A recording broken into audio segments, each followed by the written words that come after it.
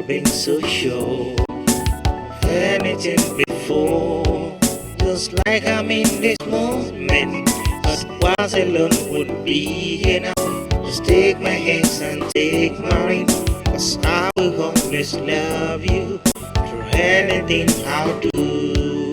To back on different segment, for the engaging about Tope Oginni, let's talk about love, let's talk about God, let's talk about all you need to know before you say I do. Good day, and you are welcome to another exciting episode of Before You Say I Do on Glorious Vision Television of the Apostolic Church Nigeria. My name still remains Tope Oginni. Before You Say I Do is a program that is designed for the singles, for those who are in a relationship, for those who are about starting a relationship, for those who are engaged, for those who are in their courtship stage, in whichever category that you may find yourself. As long as you have not said I do, Before You Say I Do is a program that you must watch. What do we do on Before You Say I Do, or why Before You Say I Do? Before You Say I Do is a program that has been designed to educate the singles, to give information to the singles, to enlighten the singles, to guide them on all what they need to know before saying I do, on what they need to do to know more about themselves, to teach them about how to improve on their relationships, to know the concept of marriage, because we believe that it's a journey that you have not been into, and you need to be educated, you need to be mentored so that you can know what to do. We don't believe in whatever hearsay or whatever anybody is saying around you, but we believe in practical truths and with biblical illustrations. That's what we come here to do. So if this is your first time as a single and you are just coming across this station, this is Before You Say I Do, a program that teach the singles on what they need to do. We have different segments, we teach different topics,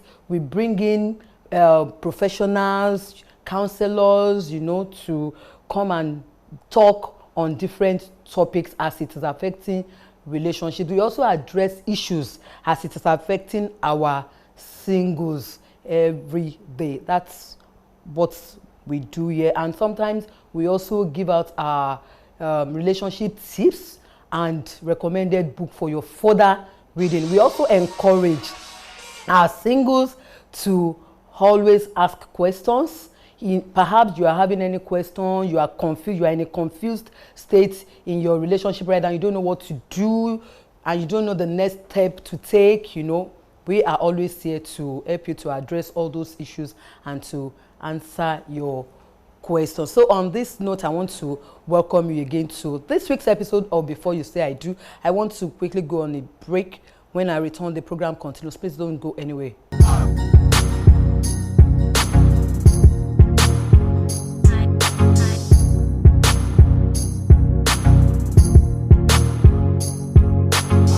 Yeah, welcome back. The program is still Before You Say I Do on Glorious Vision Television of the Apostolic Church Nigeria. My name still remains Tope Oginni, and today we are here again and to discuss another great and wonderful topic that will be of interest to all our singles who have been watching, especially our regular viewers. And if you are just joining in, you are welcome on board. In the last 2 weeks, we have been discussing a particular topic, and is a series, and it is on premarital sex. Like I always tell our singles that our topic usually comes up from the comments and the questions I got from viewers out there. So that always motivates me to work and talk on that particular topic when the questions and the comments are becoming much, and I think it will be the high time. So in the last 2 weeks, we've been talking about premarital sex, or sex before marriage, if that is how you understand it. Let me just quickly do a quick recap of premarital sex. In the last 2 weeks, for those who are just tuning in now for the first time, we've talked about what premarital sex is all about, and we also got some questions on premarital sex that people are saying, what does the Bible, what is even the stand of the Bible concerning premarital sex? Did the Bible even say anything about it? And we said yes. And I also gave out some Bible verses in which I encourage the singles to go and read what the Bible say about premarital sex, that sex before marriage. And we moved on to talk about the causes of premarital sex. Then we also talked about the consequences. Does it even have any consequences if you start engaging in premarital sex, that is sex before saying I do, before marriage? Does it have any consequences? We listed a whole lot of the consequences, the physical consequences, the spiritual consequences, emotional consequences, and a whole lot of others. And even in the causes too, we said so many things that can be the causes of premarital sex. That's how far we have gone on premarital sex in the last 2 weeks. So today we want to also continue on it by looking at some other areas of premarital sex. But for the sake of those who are just tuning in, I will just quickly start from what is premarital sex. Premarital sex is referred to as sexual relationship between two or more people prior to marriage. That is prior to your marriage, when you are not yet married, when you have not said I do. Premarital sex, we also said that it can take the form of lesbianism, homosexuality, incest, masturbation, bestiality, amongst others. These are some of the forms of premarital sex that we can look at. So quickly today, we want to look at some other areas. Somebody said that, why do I even need to wait till marriage to start enjoying sex? Something that I can start enjoying now, and even after marriage, you know, I would have known what it feels like. I would have had an experience. I don't have to start going into marriage to start knowing how it feels. It's better for me to start. Are there any benefits to waiting till after marriage? Maybe that alone can convince me and can make me to say, okay, if the benefits worth its while, then I can decide to wait till after. So we are going to start this week's episode on what are the benefits of waiting till after marriage. In reality, there are so many benefits, there's so many freedom that you can enjoy from waiting till after you're married before you start having sex. Because people that are in it, it's not as if they are really enjoying it, because they have their disadvantages that they may not be able to tell anybody, but they know that they don't feel too well. Some don't feel too comfortable with it. Some, after doing it, they go back and start regretting. Oh, and I promised myself that I'm not going to do it. Why did I go into it again? Then when some of the consequences that we listed in the last 2 weeks start showing up in your relationship, then it begins to dawn on you that I think it is necessary for me to wait. If doing it doesn't give me peace, doesn't give me comfort, doesn't give me what I want in this relationship, then why should I go ahead and be doing it? So now, waiting until after marriage keeps God at the center of your relationships. It keeps you at the center of your relationship. Honoring God in your relationship was a very good way for you to start your relationship. God is the inventor of marriage, which means you need him in your relationship as well as your marriage in order to have a very healthy relationship and a very healthy marriage. The stages before you say I do are the most crucial for laying a solid foundation for your marriage. So you need God. Establishing a no-sex boundary will keep you focused on the important aspect of courtship. That's why when people start having problems in their marriage, people will ask them, didn't you go through the courtship stage? And they will say yes. But what we've noticed is that most people during their courtship stage, they don't do what they are supposed to do. Your courtship stage is meant for you to get to know each other, to get to study each other, to get to ask questions from each other. But what we see these days is that people use that as, oh, after all, we are about getting married, we are at the stage of commitment. Now we are committed to each other, getting to marriage. We can do anything we like. We can even start having sex now. After all, our parents are aware that we are going out, or we are going to get married. The church is already aware that we are in this relationship and we are going to get married. So there's nothing stops up. It's an endorsement for some people to start having sex. So while they are doing that, the questions that they are supposed to ask, they don't get to ask that question, because they've already have a disconnection with God at that point, because sex before marriage is a sin before God. So once you start doing that, you know, in the last 2 weeks that we talked about something like this, that you have a disconnection with God. If you are the type that you have been spirit filled, if you are the type that you have been very agile for Christ, very active for Christ, the moment you start doing it, just study yourself. You see that prayer becomes problem.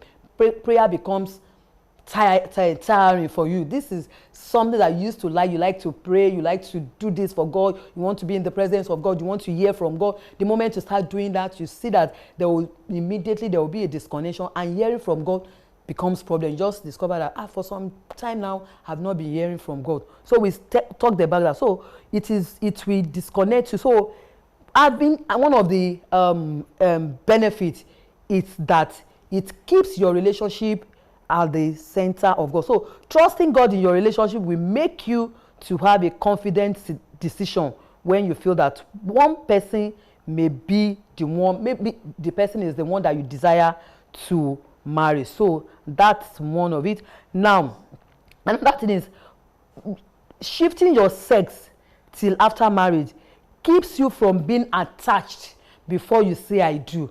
Because sex is meant for marriage.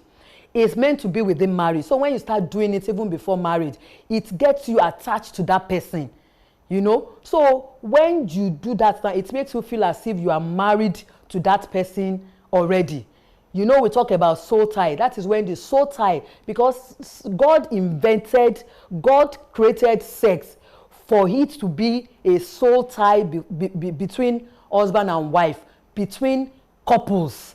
It's supposed to be a soul tie. It's supposed to be something that will tie husband and wife together. So when you start doing it when you are not married, then you are already been attached before saying I do. So in order to avoid that, you just have to. Another attachment that can come through this form of sexual activity is the soul tie. You know, we talked so much about soul tie in the last episodes. Now, sex before marriage is not as good as sex within marriage. Because why? When you start having sex before marriage, it's like you are dodging to do it. You don't have the freelance license. You won't want people to know that you are even doing it. You cannot boldly tell your parents that I've started having sex. You cannot boldly say that I've started having sex. It's something that you are dodging. You have to dodge to do it. But when you are married, you know, you already have the license. When you get pregnant, nobody will ask you, where did you get this pregnancy from? Because they know that you are married. The license is there. The band is there. You have your ring on your finger. So nobody will ask you that, where did you get pregnancy from? Because they know that you are already married. So you cannot enjoy it. That's why you see that you have to sneak. That's why you see that on the men part too, they have to beg. If you are married, though, I know that some marriages that are having sexual issues do, but it ought not to be, because God designed and created sex for marriage. You are meant to enjoy it, to have the freedom to enjoy it as long as you are married, not begging for it, not when you have to go and buy chocolate, or you have to go to eateries to go and get something just to attract that person to have her. No. So that's another benefit of it, that sex before marriage is not as good as within marriage. It is good within marriage. So another one is freedom from pregnancy. You will be free from pregnancy, the fear of pregnancy. When you are not doing something, you will not be afraid. If in the next 2 months your period does not come, you didn't see your period, you didn't see your menstruation, you will not be afraid, because you know you didn't do anything. But because you have done something, you will be afraid. What is happening? You'll be counting this. You'll be checking the calendar regularly, because you know you've been doing something and you don't know it can be pregnancy or not. So if you are not having sex before marriage, there won't be fear of pregnancy. There won't be there will be freedom from pressure to marry prematurely. People who get married before saying I do. You know, because they want to cover up their shame. They have no choice. They start putting pressure on that man. Come and meet my parents. Come and meet my parents. Let us do something, even if it is something little. Maybe you are the type that your parents want to celebrate you because you have waited, you have been an obedient, you have been patient for that day, and they want to celebrate their daughter, but now you have cut it short by getting pregnant before marriage. Now you want to cover up that shame. You start putting pressure on your man that you should come and marry. Maybe it might not even be the will of God for you. It might not be somebody that you love. Maybe you'll be thinking in a time that I want to leave this person. Now, pregnancy has tied you down because you don't want to give birth to a bastard, or you don't want to go about on your streets and people start looking at you and begin to wonder, is she married? Who is the husband? You don't want to be answering questions like that. So it gets you free from pressure to marry prematurely, and even pressure from the lady on the part of the man too. It's a freedom for you. No lady will start putting pressure on you too, that okay, you know I'm pregnant now and you just have to go, you have to go and do something on my hair. So it will reduce the pressure on you too as a man. You are free from sexually transmitted diseases and the likes, you know, the gonorrhea, the HIV, the AIDS, any sexually transmitted disease. Even if you have any disease, you know you are not doing anything, you can always tell yourself that, oh, it could be toilet disease.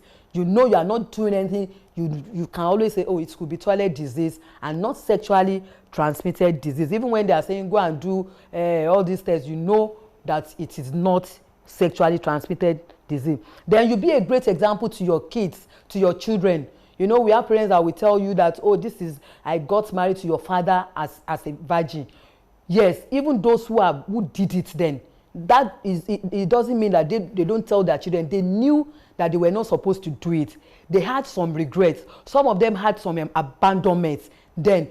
So because they don't want their children to go through the same thing, they will still but you that you know you got married as a virgin, you know it, you'll be like a role model to your children, to your girl child, by telling them that, oh, I got married to your father as a virgin. I got married. I did not do anything before I get married. You know, you be like a role model. Then it makes you to have a sex-filled marriage without comparison. Those who have been having sex with multiple partners, with several partners, they are having this problem. When they married, they start comparing. They start comparing what they've been doing with the different styles they've been doing with those other ladies. They'll start comparing it in their marriage. And that's the beginning of infidelity in marriage, because now when the man was outside there, he had several or multiple partners that he was having sex with. As a lady, you have several men that you were having sex with. Now you are married, now you begin to see that, oh, you are not enjoying. But when you have not done anything, or you wait till after that, you have a sex-filled marriage, a deeper and more committed bond with your spouse. Then it makes you to have a meaningful relationship. The end goal of waiting is achieving a more meaningful marriage. You know, you are free from one night stands, you are free from casual flings and all the likes. You know, you won't be a victim of all of this. Then you'll be free from guilt, doubt, abandonment, disappointment, worry, and all the rest of them, rejection. You'll be free. We are talking about benefits of not having sex before marriage. Then trust can be established. Trust can be established too. Freedom to focus on energy, on establishing and accomplishing your goals. Instead of you all the time having sex, you know, you have time to talk about your goals for the future. What are your plans in that relationship? How do you intend to take the relationship to, you know, what's the next step? What are those things that you are supposed to do? Then you'll be free, your freedom to develop a better understanding of friends and to enjoy relationship as a whole. Now, those are the benefits that you stand to enjoy when you wait till after marriage before you start having sex with your partner. Let's quickly look at some of misconceptions about premarital sex. There's a lot of controversy surrounding the idea of waiting till marriage for sex. A lot of people believe in it, a lot of people don't believe in it. And you know, in our past episode, we talk about this reason why some people don't believe in it. Lots of people will try to argue you out. When it comes to this issue like this, you have people that will be arguing, they have their own convictions too. They have things to say to defend it, why they should do it, and some too have their own as against why you should not do it, why you must wait. But for all the people that will tell you that some people will tell you that you are very naive, that you are just making a too big deal. I mean, a big deal out of this sex of a thing, or that you are just being not, you are just a naive person. You don't understand what is happening in the society. They will say all sorts of things. All those sorts of things. Now, misconceptions about premarital sex.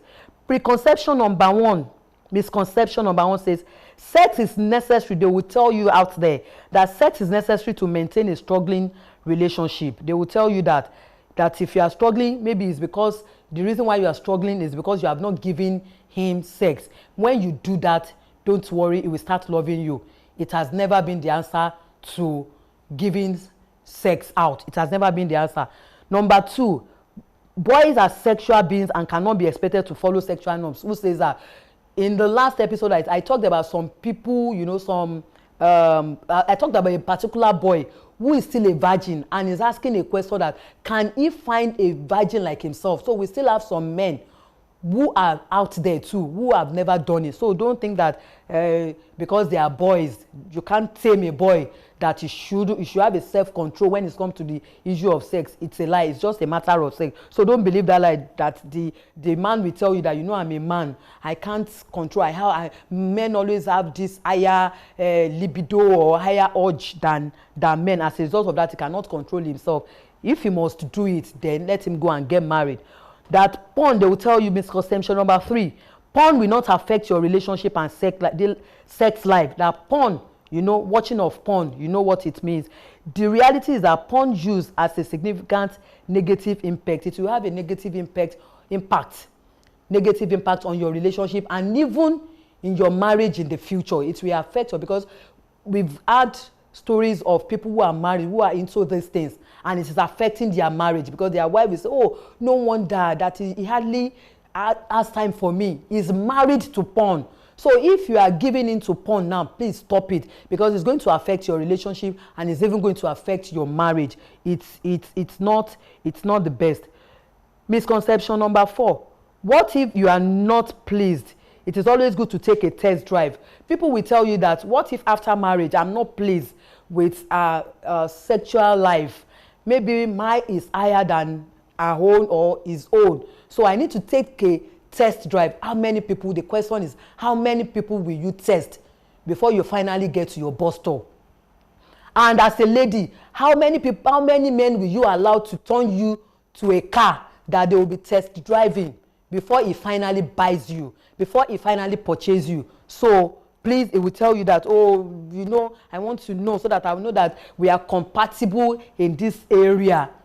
No, that is not always it, because we've seen people who are married to who are still having this issue of sex compatibility. It's not about that. So it doesn't have to be when you test drive that you have to know. Even if there are issues when it comes to sex. Today we have therapists, we have counselors, we have medical doctors that you can always, a lot of things has changed.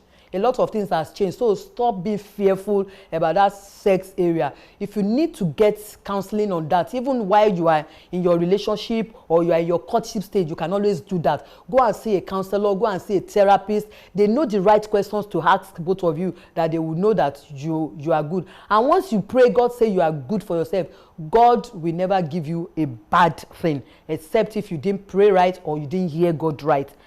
Because God will always give you somebody that even if you are not compatible, it is because God knows that you have a strength somewhere that you can use to help your partner who is weak in that area. So fear not.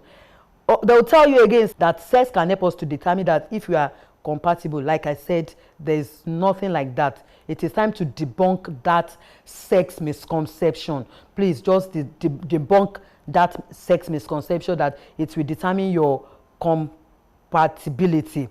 Another one is another misconception is you will gain experience in relationship. Some people want to gain that experience before marriage, they will tell you that, you know, when we start doing it now, we start gaining experience. I once read a story that a man said that they've been having sex in their relationship, you know, and now that they are married, the lady just stopped. And he said, he told her that, but when we were in our relationship, you know, we were having it and we were enjoying it. How come that we are married now and you suddenly stopped? And she said, yes, I had to do all that so that you can marry me. So you can see, if you are using sex compatibility as a yardstick to get into a relationship or to marry somebody, it may not always be right. It may not always be right. So please try and debunk that area that, oh, let us start gaining experience. Even in your marriage, once there is love, once there is understanding, you can teach yourself. In marriage, we learn from each other. So even if it's that area of sex, don't be shy. One thing I've come to observe is that when it comes to this issue of sex, some couples are always shy to talk about it, to discuss it with each other. You don't have to be. You have to be free. If you want to avoid infidelity and unfaithfulness in your marriage, you have to be free as a couple to discuss the issue of marriage. And even in your relationship too, don't be shy to talk about it. Discuss it. I want to quickly go on a break right now. When I return, the program continues.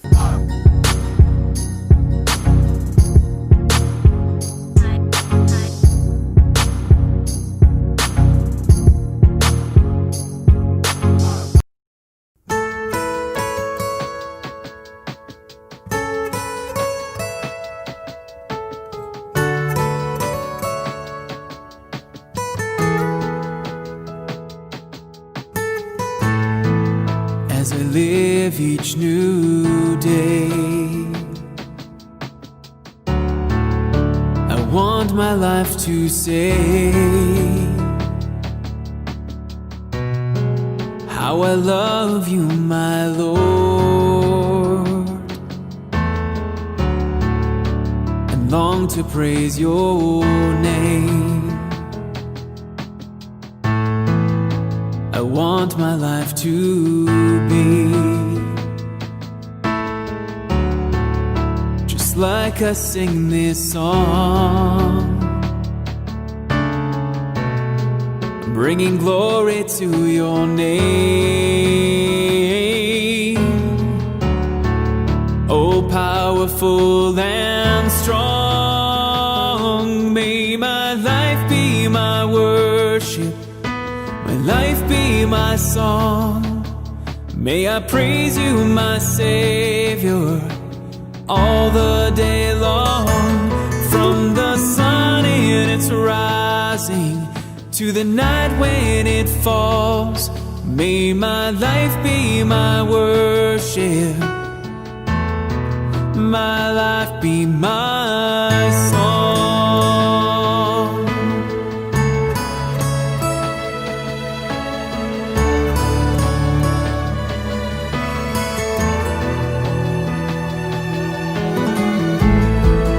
As I live each new day, I want my life to say how I love you, my Lord.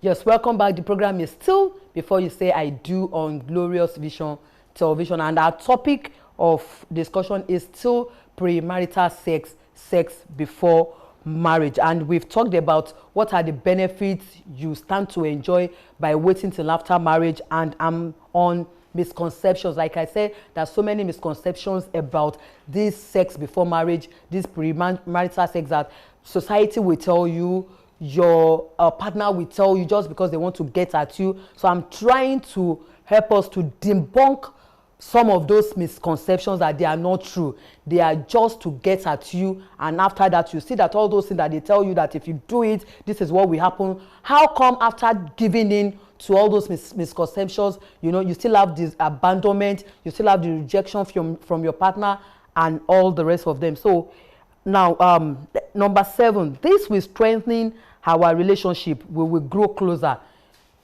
It is meant to get you closer in marriage, not in your relationship. So it should not be, like I said it will make you to be attached before saying I do. You get attached. So when you get attached, most of the things that you are supposed to see in that relationship, your eyes will be close to them, because you are now acting like a couple, because you've started doing what you are supposed to reserve till marriage. What you are supposed to be doing in your marriage is what you have started doing in your relationship. So it makes the two of you to start feeling as if already we are husband and wife. So it's meant to get you closer. Sex is meant to be practiced within your marriage and not outside marriage. If you are practicing it outside marriage, it is an immoral act, and God frowns at it. You know, we talked about it that I said go and read the book of 1 Corinthians chapter 6 verse 8. You see what God talked about it. Misconception number 8 says, oh, it is all right, we can have it because we are getting married. For those who are already in their courtship stage, you meet the pastor have prayed, the pastor have declared your courtship open, that anybody that sees brother and sister, all these people together, they are now in their courtship stage. We are aware of it. The parents have given their consent that they can go ahead. That does not give you the right to say, now let's start having start having sex. Please wait. Please wait. Yes, we tell you that after all, we are getting married now. It's just in another 1 month, 2 months, we will become husband and wife. That 1 month, you've been in this relationship for 2 years and you've not been doing anything, like for some who have not been doing anything, just 2 months, and the devil want to rob you of this long that you have waited. I think you need to be wise and you need to be very careful with yourself. So please, the fact that you're getting married does not mean that you should start. If you love me, you do it. Yes. Men, say this to the ladies. It's because you don't love me. I've read so many comments from the ladies. They will say, oh, ma, he says that because I'm not giving in. He says I don't love him, that if I love him, I will give in. Many have been told like that and they gave in. And after that, that was even what reduced the love between the two. That was what reduced the love. Immediately the lady said, I gave in. He's not picking my calls anymore. He's not attending to me. Affection has reduced and all of that. So if you say, if you love me, give in. And she has given you, and that even is the cause of problem. Then why telling? So if you love me, you will do it. The question you should tell the person is, if you love me, you won't ask for sex. If you love me, go and meet my parents. Go and meet my pastor and let us say I do. Hello? Whatever little that we have in our hands, let us go and say I do. Whatever it is that you want me to wait, you want to still buy a car, you want to still do this, let us get married. We can start doing all those plans even while we are married. Even those of us that we are decades in marriage, we still have plans, we still have goals of years back that we are still pursuing up till now. You get it? So even outside your marriage, you can never finish up your goals, because you see, how come if people normally get their goals even before they say I do? How come when people marry, that is where you see some people who got married with a car, they still want to buy 2 more cars. I want to get a car for my wife to be taking the children to school. Okay, we are living in a rented apartment. I want to build a house. So if he loves you, tell him that come and see mommy and daddy, come and see my pastor, let us do what we are supposed to do. Then we can have all the time, all the freedom to do all this. Misconception number 10, living together is a positive step. We talked about cohabitation in one of our episodes, whereby we say living together before marriage is not always the best. We talked about that. So living together, we might say, okay, what is the essence of living together? For him to say you should move in is just for him to be having free sex. That's just it. Just get it. Because there is no how that you move in with somebody that you are already attracted to, who already has love for you, that you will not be having sex. So you can tell you that, okay, move in together. People have moved in, and up till now, they are yet to go and be wedded properly. They are after 2, after 3. And yes, the lady is feeling bad. Please go and see my parents. My family are not happy that you have not done anything. And the man is still saying, when I have money, I don't have money now. When I have money, yes, now, because he's now married. You have moved in and you have started having children.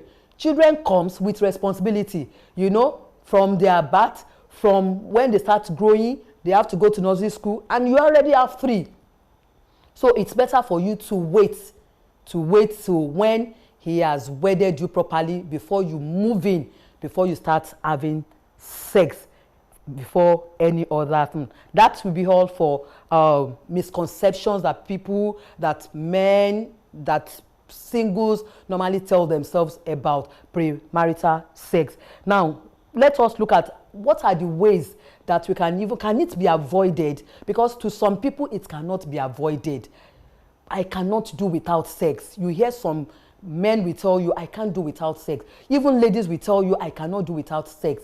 Some will say, I have to test drive. I have to know what I'm buying. I cannot just go ahead and marry somebody and get married and she's not satisfying me sexually. It's not satisfying me sexually. So how can we even prevent premarital sex? What I always want people to do, if God says this is his own stand on something, it is better for us to stand with God. Yes, it may not be easy, but it is possible. It may be difficult, but it is possible. If only you are willing to give yourself to it. So it is one thing to know that we should flee sexual immorality, but you may be wondering, how do I do it? You can do it. Now, what are those ways that you can avoid or prevent sexual temptation? Sexual sin starts in the mind. So win the war from your mind. It starts coming from the mind. Maybe you just look at her and that is it.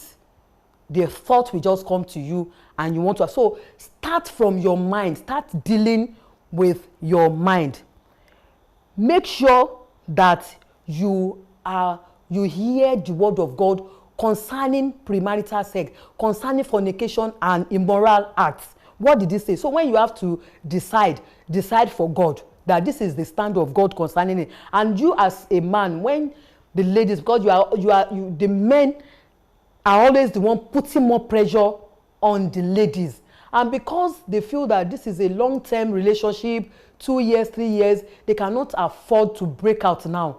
They want to succumb to your pressure, which is not supposed to.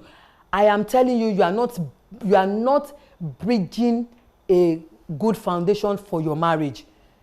It is not the right step.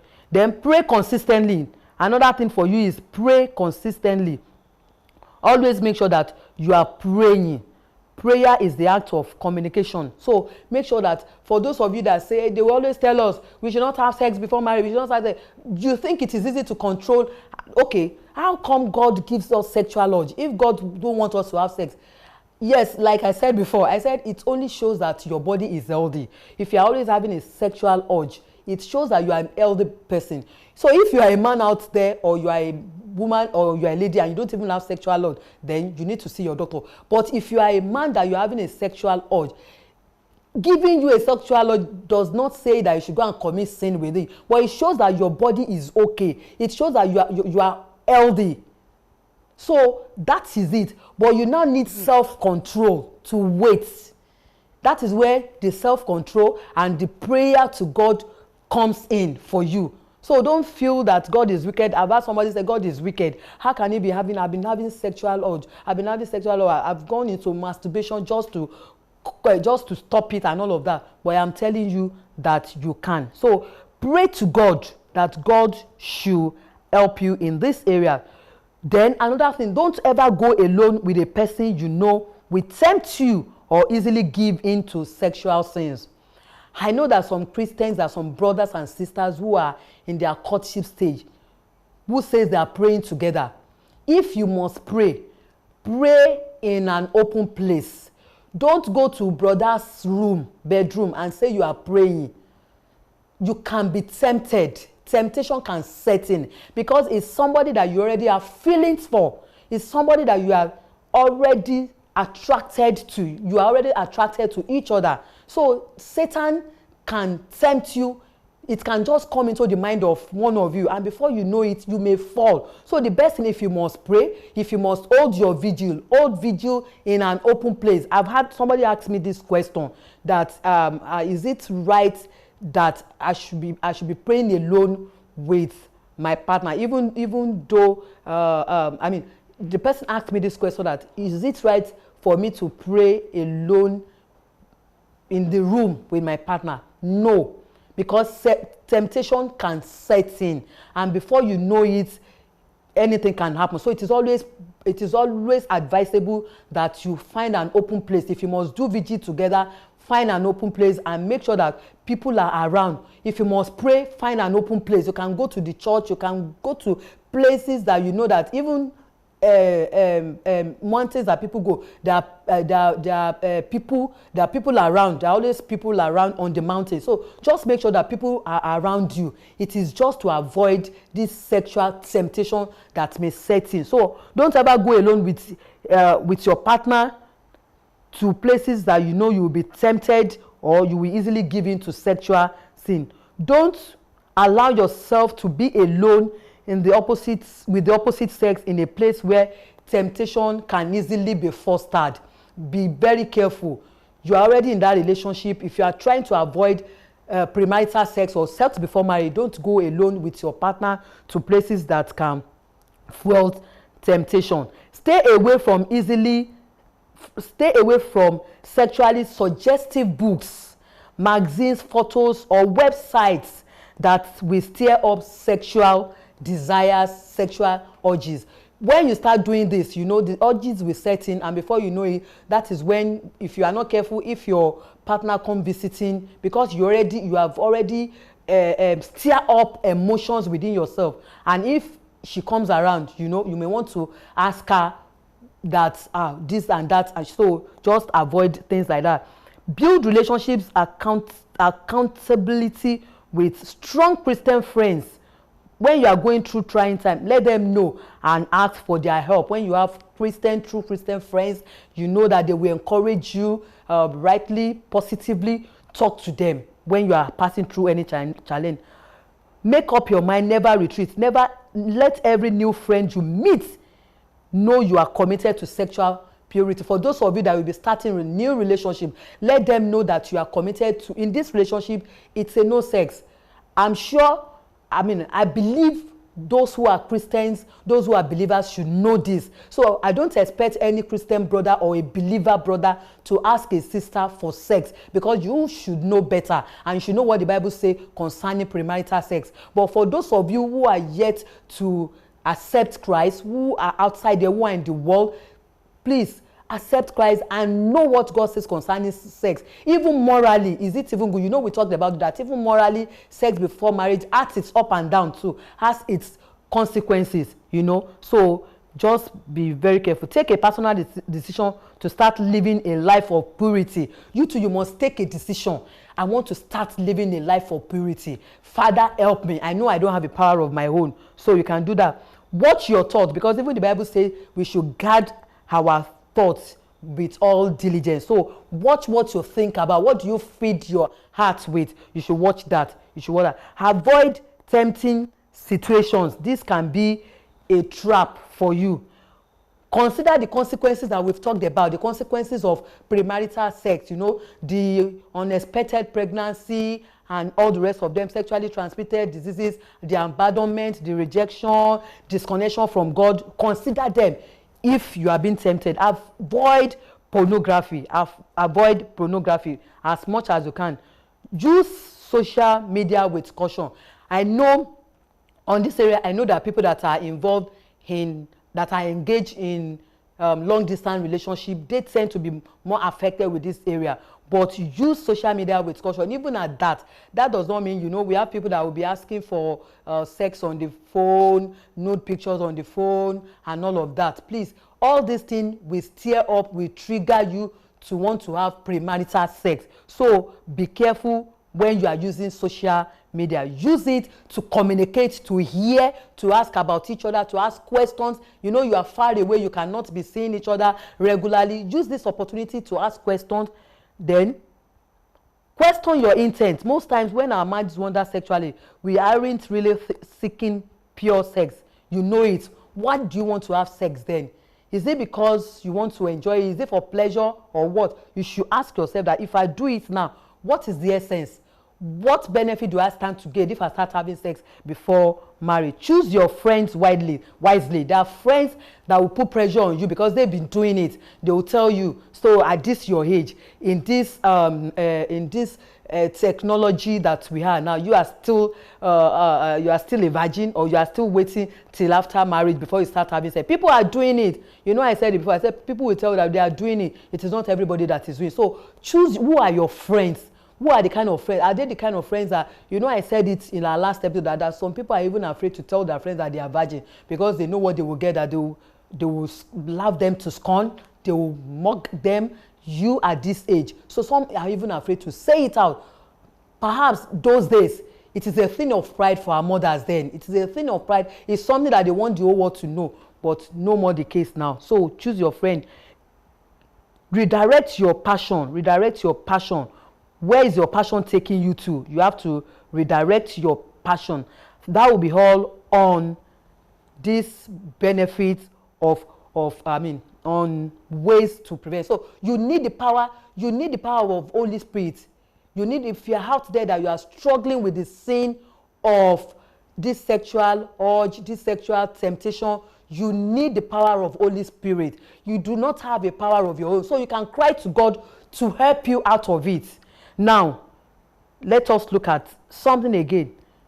Somebody has, again, I have been doing it, and now I have come back to Christ. I used to be in Christ. I wandered away, and now I am back because I see that even though those things I did, there was no gain in them. Now I'm back to God. Now I want to know, is there any forgiveness after for having sex before marriage? There is forgiveness.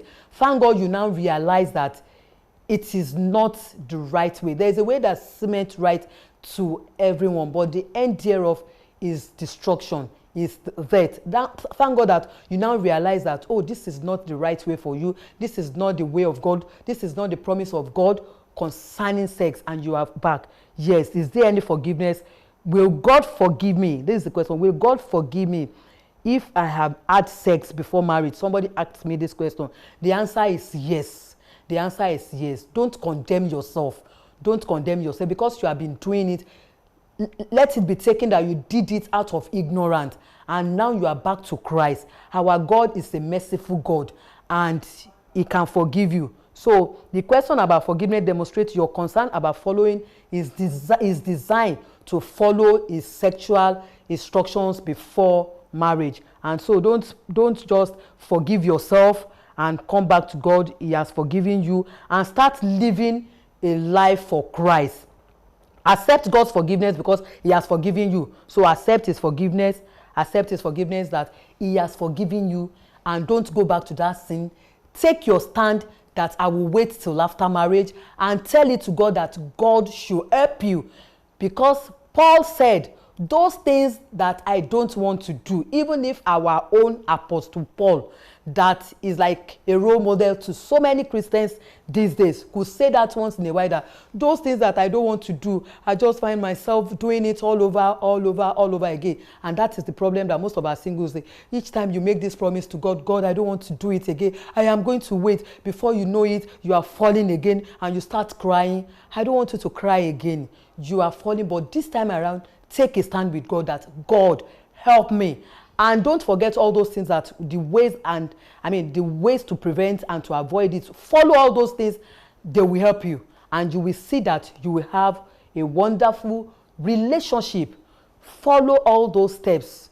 Ways to prevent premarital sex, sex before marriage. All those things, just try, and anytime it comes around, watch the places you go to, watch the kind of friends, watch the kind of relationship that you are into, and above all, you have no power of your own when it comes to sexual love. Be praying for self-control, and be praying for the right partner that will understand your stand with God, that you want to wait till after marriage. Pray to God and make up your mind that you want to live a sexual purity before marriage. And I'm telling you that God will help you to do that. So perhaps you are falling before, just tell it to God, pray to God to have mercy on you, to forgive you and promise that you will never go back, and begin to follow the ways of God. Begin to study your Bible. Begin to pray consistently. Anytime the urges come, tell God, I commit my body into you. Give me self-control.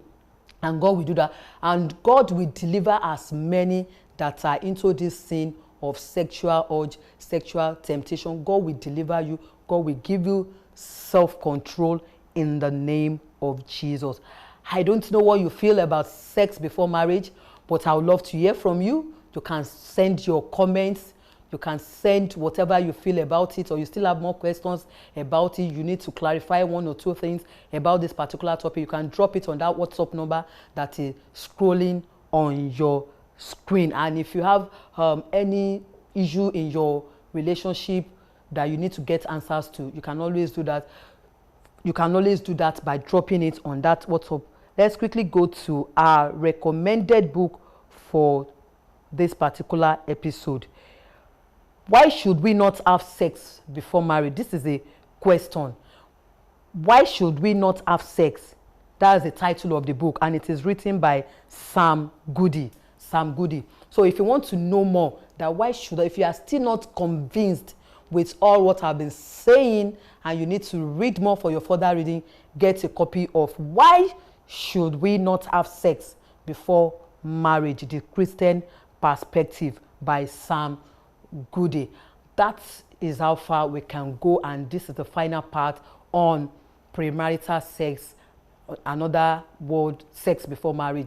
This is the final part, and this is how far we can go on today's episode of Before You Say I Do.